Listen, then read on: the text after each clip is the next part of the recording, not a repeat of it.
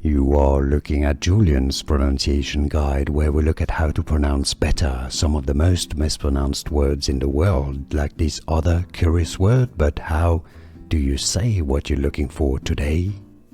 Let's learn once and for all how to pronounce this fascinating word. It's a sesquipedalian. It's the name of a person who reads books in bed.